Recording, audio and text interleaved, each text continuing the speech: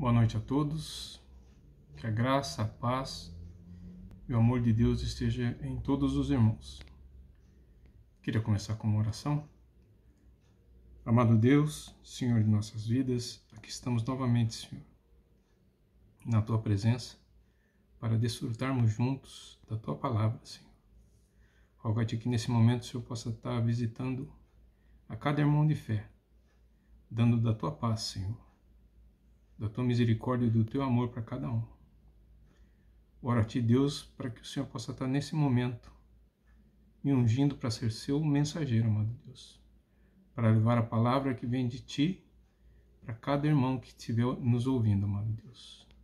Te agradecemos por tudo que temos experimentado, sabemos que tudo vem de Ti, Senhor. Rogamos a Ti que o Senhor não desista de nós e que a gente possa, a cada momento, Senhor, além de estar desfrutando da Tua presença, compartilhar das experiências que temos vivido, Senhor, segundo a Tua graça, segundo o Teu amor, segundo a Tua misericórdia. Agradecemos, Senhor, pelos enfermos que foram restaurados, pelos relacionamentos que certamente estão sendo restaurados, Senhor, e pelo viver nesse período de pandemia, amado Deus. Sabemos que tudo vem de Ti e vem pela graça, Deus, e tudo segundo a Tua vontade. Por tudo isso agradecemos, Senhor, em nome de Jesus. Amém. Então, na verdade, irmãos, o que eu queria compartilhar é acerca de o que eu já em outra ocasião conversei com os irmãos, mas o Senhor repetidamente tem me chamado a falar sobre isso, que é sobre equilíbrio. Então, a primeira coisa que me ocorreu quando eu me vi chamado a falar sobre equilíbrio, é olhar no texto bíblico, onde havia essa referência sobre equilíbrio. E aí eu fui olhar nessa edição revista e atualizada, que é a que eu costumo acompanhar, só aparece uma vez na Bíblia toda. E esse versículo está em Jó, capítulo 37, versículo 16, e diz assim: Tens tu notícia do equilíbrio das nuvens e das maravilhas daquele que é perfeito em conhecimento? Então, eu tive a curiosidade também de dar uma olhada no capítulo 37 como um todo. Eu não tinha notado antes, mas achei muito interessante que o Jó parecia assim, uma pessoa extremamente interessada e sábia com relação a coisas do meio ambiente. Principalmente, se os irmãos forem notar lá também, assim como eu, e aí talvez eu me identificasse um pouco com isso, foi na área de meteorologia. E esse versículo em específico fala sobre isso também. E lá, Jó fala sobre o equilíbrio que existe, por exemplo, em termos do comportamento da atmosfera com relação à formação de nuvens, a chuva. É um negócio interessante mesmo. Eu fiquei impressionado de ver, né? E aí, olhando esse texto de Jó, eu vi o quanto realmente parecia que ele conhecia essa área de meio ambiente, né? Principalmente essa área de meteorologia. Mas aí os irmãos podem me falar, poxa, mas quem deve conhecer mais disso é Noé. Afinal de contas, foi ele que enfrentou 40 dias e 40 noites de chuva torrencial que provocou o dilúvio, né? Então, aí tem outro negócio interessante também. O Noé, eu acho que ele era, acima de tudo, um engenheiro naval de mão cheia, né? Mas por causa da arca. Mas, pensando bem, será que era essa a área realmente de vocação do Noé? Eu acho que o Noé, embora fosse um engenheiro naval de mão cheia, na verdade, ele gostava mesmo, era de veterinária, né? Bom, mas saindo então desse devaneio, dessa viagem, né, o que eu queria falar era sobre o equilíbrio. O equilíbrio, na verdade, meus irmãos, ele anda de mãos dadas com o domínio próprio e com a sabedoria. São três que andam sempre juntos, né? Raramente se largam. E no texto bíblico é bastante referenciado isso também, mas a gente pode ver que esse domínio próprio que na verdade contempla o equilíbrio, ele está em Gálatas 5, 23, na primeira parte, que fala que uma das características do fruto do Espírito é o domínio próprio. Então eu queria propor um desafio aos irmãos, que é fazer o que eu fiz, assim, uma autoavaliação, né? Eu estive pensando, né? Será que eu sou uma pessoa equilibrada, que tem domínio próprio, né? Quando a gente faz essa pergunta de repente, você começa a pensar, mas o que vem a ser isso, né? Então, a gente, para tentar entender melhor, separa isso em dois campos, né? Que é o equilíbrio na vida secular, que é esse equilíbrio da nossa vida mundana, né? E as perguntas que me ocorreram é assim, né? Como é que está o meu equilíbrio no trato com as pessoas? Será que eu tenho tratado as pessoas com delicadeza? Com educação? Será que eu tenho tratado as pessoas de forma igualitária, seja lá quem for, de alguém muito poderoso ou de alguém que passa aqui na porta da minha casa para pedir alguma coisa? Como eu tenho tratado essas pessoas? Com equilíbrio? Né? Nos meus gastos, será que eu tenho gasto mais do que eu ganho? Né? Será que eu tenho gasto realmente em coisas das quais eu necessito? Será que eu tenho gasto com coisas que realmente são importantes para Deus? Né? Na alimentação, será que eu tenho comido de forma adequada? Ou só tenho comido coisas que não fazem bem ao organismo? Eu sei disso, mas eu como? Ou será que eu tenho balanceado, equilibrado a minha dieta? Né? Nas decisões que eu tomo, será que eu tenho sido equilibrado nas decisões? Eu penso bem nas decisões? Eu oro a Deus para Ele me orientar nas decisões? Ou acontece alguma demanda e eu já tomo a decisão de imediato, não penso muito o que vai acontecer? Né? E nos julgamentos, principalmente nos julgamentos, não só de situações, como agora, né? No caso do coronavírus, que diz que tem a vacina, que vai chegar a vacina, né? Nessas decisões, tomo? Não tomo vacina? Isso vai requerer de mim também equilíbrio e muita oração. E Deus vai me mostrar, eu tenho certeza absoluta disso. Né? E no julgamento de pessoas também, de pessoas que agem de uma certa forma e às vezes não me agradam, eu acho injusto, né? Mas que na verdade muitas vezes eu não conheço o real motivo pelo qual essa pessoa está fazendo determinado tipo de coisa. Então, todos esses cuidados ou todas essas avaliações exigem um tratamento bem equilibrado da minha parte para eu fazer a coisa correta. Da mesma forma, como é que está o meu equilíbrio na minha vida espiritual? Né? Como é que está a minha vida devocional? Eu tenho realmente dado o meu dízimo do tempo para o Senhor? Que chega numa certa fase da vida que eu acho que a coisa mais importante para o indivíduo é o tempo. Porque eu tenho pouco. Né? Então, mas esse tempo tem sido dedicado ao Senhor também? Lógico, todo mundo trabalha, todo mundo tem outras atividades, tem outras preocupações, né? Mas será que a gente está tendo uma vida espiritual equilibrada em termos da leitura da palavra, da meditação e no próprio exercício da fé, de fazer coisas que o Senhor requer da gente? Será que eu tenho tido equilíbrio nessas coisas? Né? Então, aí vem uma outra pergunta para mim, sabe? Não vou responder porque cada um é que vai ter as suas respostas, né? Eu já tenho algumas para as minhas, outras não, né? Mas, por exemplo, pega a pessoa de Jesus. Jesus era um cara equilibrado? A primeira resposta que está na ponta da língua era, claro que era, né? Era santo, né? Mas se a gente pegar o livro de João, no capítulo 2, no versículo 15, a gente lê assim, ó: tendo feito um azorrague, um chicote, né, de cordas, expulsou todos do templo, bem como as ovelhas e os bois. derramou pelo chão o dinheiro dos cambistas, virou as mesas. Isso é a atitude de um cara equilibrado? Que tem domínio próprio? Aí nesse caso acho que eu tenho a resposta, sabe?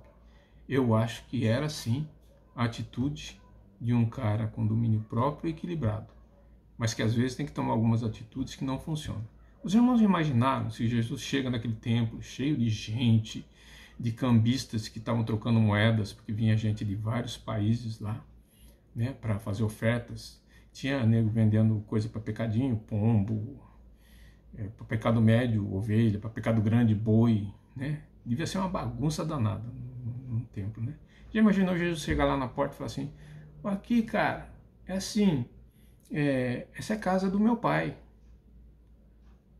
Aqui não é lugar para ficar vendendo coisa, trocando moeda. Imagina essa cena. Os irmãos acham que alguém ia dar bola para ele? Eu acho que não. Então ele ia ter que tomar alguma atitude drástica. E ele tomou. E por que a gente acha que é equilibrada a atitude dele?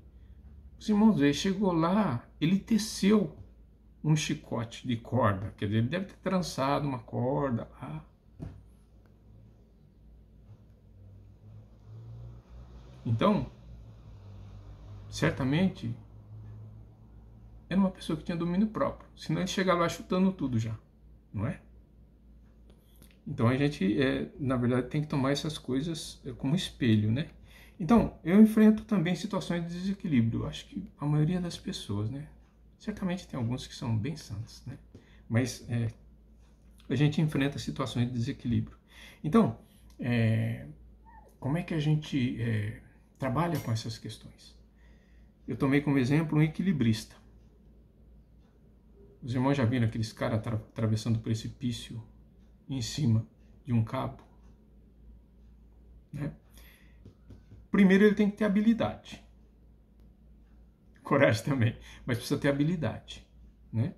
E é interessante, não é só habilidade, ele sempre carrega uma vara, um peso para dar estabilidade.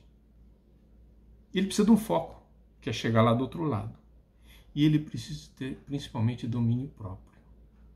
Isso são coisas que a gente enxerga na vida secular. Se a gente virar um pouco a câmera, né, e tentar ver o aspecto espiritual disso, essa habilidade que o cara tem é um dom que todos nós temos.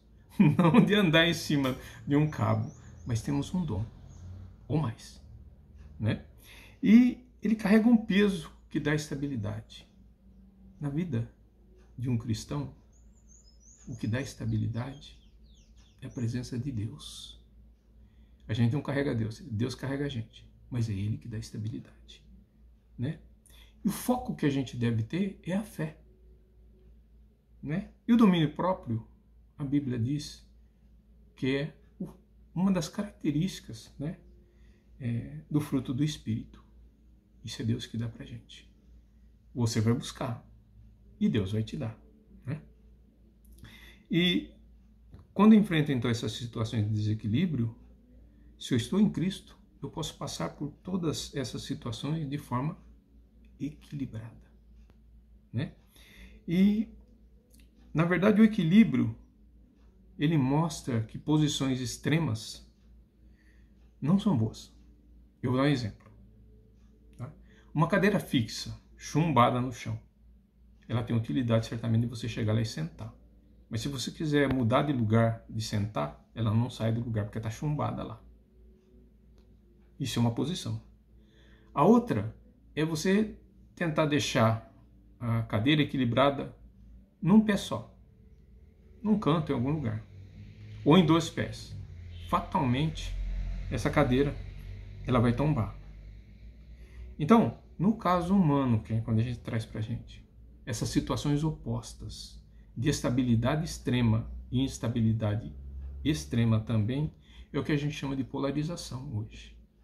Então, são várias coisas que a gente assume uma posição e não deixa espaço para outras. Por exemplo, eu gosto de um time de futebol, eu acho que aquele time é o melhor que tem. Sou radical com relação a isso, sabe? Não importa se o outro está jogando melhor, se o outro está ganhando mais jogos, o meu time é o melhor. Tá? Da mesma coisa na política, por exemplo. Então você fala assim, olha, esse partido é o melhor. Partido de direita, partido de esquerda. Não pode haver extremismo. Isso é o que o equilíbrio diz. Então nós humanos temos a tendência de polarizar. Ou é um ou é outro. Não tem um meio termo. Tá? Isso pode levar a situações ruins. Vou dar um exemplo disso. Religiosidade, por exemplo. Diferente de fé, hein? Religiosidade. Religiosidade, a gente pode tomar dois extremos. A falta total de religiosidade, ela pode levar à alienação do sujeito e a ele ser extremamente egocêntrico. E o excesso também pode levar o sujeito a ser um cara alienado, onde só o que importa é a religião dele, né? E pode levar também ao fanatismo. Como acontece no Oriente Médio, sabe? O pessoal mata, faz ato terrorista, explode por uma questão de fé. Diz ele que é uma questão de fé, mas é uma questão de religiosidade, né?